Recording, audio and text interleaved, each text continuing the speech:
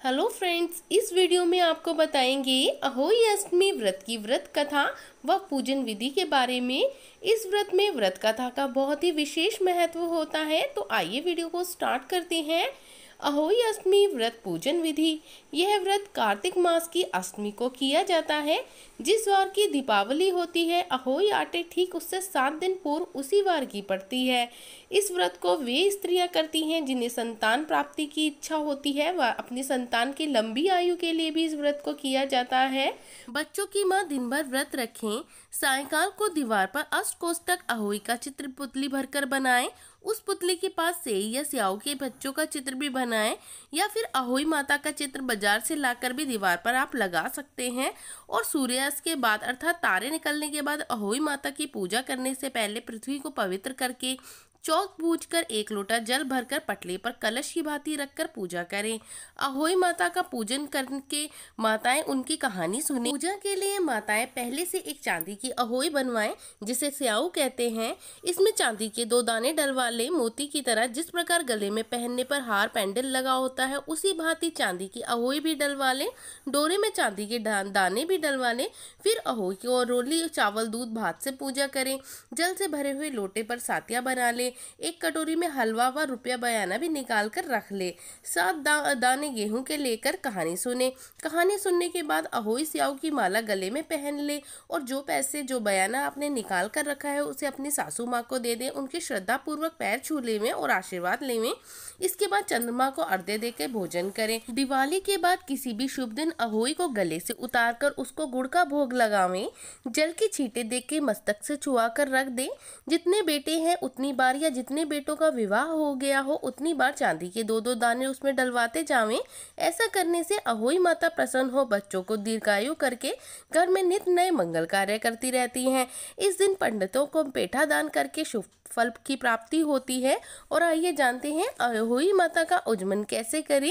जिस स्त्री को बेटा हुआ हो या बेटे का विवाह हुआ हो उसे अहोई माता का उज्जमन करना चाहिए। एक थाली में 7 जगह पर 4-4 पूड़ियाँ रखकर उन पर थोड़ा थोड़ा हलवा रखें। इसके साथ ही एक साड़ी ब्लाउज और उस पर सामर्थ्य अनुसार रुपए रखकर थाली के चारों ओर हाथ फेर कर श्रद्धा पूर्वक सासू जी को पांव लगाकर पैर छू कर दें। उन्हें उनसे आशीर्वाद लें। टीयल तथा रुपए सासू जी अपने पास रख लें और हलवा पूरी का बयाना बांट दें। बहन बेटी के यहाँ भी इस दिन बयाना भेजना चाहिए। और आइए अब अहोई माता की कहानी को प्रारंभ करते हैं। एक साहूकार था जिसके 7 बेटे और 7 बहुएं थी। दिवाली से पहले कार्तिक अष्टमी को 7 बहुएं और इकलौती ननंद के साथ जंगल में जाकर खदान में मिट्टी खोद रही थी। वहां पर एक स्याऊ की मान थी और मिट्टी खोदते समय ननंद के हाथ में स्याऊ का बच्चा मर गया। इससे स्याऊ माता बहुत ही नाराज हो गई और बोली, मैं तेरी कोख बांधूंगी। तब ननंद अपनी 7 भाभियों से बोली, तुम में से कोई अपनी कोख बंधवा ले। सभी भाभियों ने अपनी कोख बंधवाने से इनकार कर दिया, परंतु छोटी भाभी सोचने लगी, अगर मैंने कोख नहीं बंधवाई तो सासू जी नाराज होंगी। यह सोचकर ननंद के बदले छोटी भाभी ने अपनी कोख बंधवा ली। अब इसके बाद जो बच्चा होता उसका वह 7 दिन के अंदर होकर मर जाता। एक दिन पंडित को बुलाकर उन्होंने पूछा कि मेरी संतान 7वें दिन ही क्यों मर जाती है। तब पंडित ने बताया, तुम सुरई गाय की सेवा करो। सुरई गाय स्याऊ माता की भायली है, तो वह तुम्हारी कोख खुलवा देगी, तब तेरा बच्चा जिएगा। अब वह बहुत जल्दी उठकर चुपचाप सुरई गाय के नीचे साफ सफाई कर आती। सुरई गाय ने सोचा, रोज उठकर कौन मेरी सेवा कर रहा है, सो आज देखूंगी। गौ माता खूब सवेरे उठी। क्या देखते हैं कि साहूकार के बेटे की बहू उसके नीचे साफ सफाई कर रही है। गौ माता उससे बोली, बता क्या मांगती है। साहूकार की बहू बोली, स्याऊ माता तुम्हारी भाईली है, उसने मेरी कोख बांध रखी है, सो मेरी कोख खुलवा दो। गौ माता ने कहा, अच्छा। और गौ माता समुद्र पार साहूकार की बहू और अपनी भाईली के पास लेकर चली।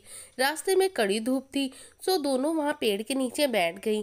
थोड़ी देर बाद एक सांप आया। उस पेड़ पर गरुड़ पंखनी का एक बच्चा था। सांप उसे डसने लगा। तब साहूकार की बहू ने सांप को मारकर ढाल के नीचे दबा दिया, बच्चे को बचा लिया। थोड़ी देर बाद गरुड़ पंखनी आई। वहां खून देखकर साहूकार की बहू को चोंच मारने लगी। तब साहूकार की बहू बोली, मैंने तेरे बच्चे को नहीं मारा, बल्कि सांप से तेरे बच्चे करीब आ रहा था, मैंने तेरे बच्चे की रक्षा की है। यह सुनकर गरुड़ पंखनी बोली, मांग तू क्या मांगती है? वह बोली, 7 समुंदर पार स्याऊ माता रहती है, हमें तू उसके पास पहुंचा दे। तब गरुड़ पंखनी दोनों को अपनी पीठ पर बैठाकर स्याऊ माता के पास पहुंचा दिया। स्याऊ माता उनको देखकर बोली, आ बहन, बहुत दिनों में आई है। फिर कहने लगी, बहन तेरे सिर में जुएं पड़ गई हैं। अब सुरई के कहने पर साहूकार की बहू ने उसकी सारी जुएं निकाल दी। इस पर स्याऊ माता बहुत ही प्रसन्न होकर बोली कि तूने मेरे सिर से बहुत सारी सलाई घेरी हैं, इसलिए तेरे 7 बेटे और 7 बहुएं होंगी। वह बोली, मेरे तो एक भी बेटा नहीं है, तो 7 बेटे कहाँ से आएंगे और 7 बहुएं कहाँ से होगी? स्याऊ माता बोली, वचन दिया है, वचन से फिरूं तो धोबी के गए कुंड में कंकड़ी हों। अब साहूकार की बहू बोली, मेरी कोख तो तुम्हारे पास बंद पड़ी है। यह सुन स्याऊ माता बोली, तूने मुझे ठग लिया। जा, तेरे घर में 7 बहुएं मिलेंगी और तू जाकर उजमन करियो, 7 अहोई बनाकर 7 कढ़ाई करियो। वह लौटकर घर आई, वहां देखा तो 7 बेटे और 7 बहुएं बैठे हुए थे। ये वह देखकर खुश हो गई। इससे 7 अहोई बनाई, 7 उजमन किए और 7 कढ़ाई करी। शाम के समय जेठानियां आपस में कहने लगी कि जल्दी जल्दी धोक पूजा कर लो, कहीं छोटे बच्चों को देखकर याद करके ना रोने लगे। थोड़ी देर में उन्होंने अपने बच्चों से कहा, जाओ चाची के घर जाकर देखाओ कि आज भी कहीं तुम्हारी चाची रो तो नहीं रही। बच्चे जाकर देखाए, चाची तो कुछ मान रही थी, खूब उजमन कर रही थी। यह सुनते ही जिठानियां भी दौड़ी दौड़ी वहां पर आ गई और आकर कहने लगी, तूने कोख कैसे खुलवाई? वह बोली, तुमने कोख बंधवाई नहीं, सो मैंने कोख बंधवा ली थी। अब स्याऊ माता की कृपा से मेरी कोख खुल गई है। तो हे स्याऊ माता, जिस प्रकार साहूकार की बहू की कोख खोली है, ठीक उसी प्रकार हमारी भी कोख खोलियो। एक कटोरी गेहूं में दाने देकर कहानी सुने। इस दिन मिट्टी में हाथ नहीं डालना चाहिए और कथा सुनने के पश्चात आरती भी जरूर करनी चाहिए। आरती भी आप इस वीडियो में से देखकर कर सकते हैं। और जानकारी अगर आपको अच्छी लगी हो तो चैनल को लाइक कीजिए, सब्सक्राइब कीजिए।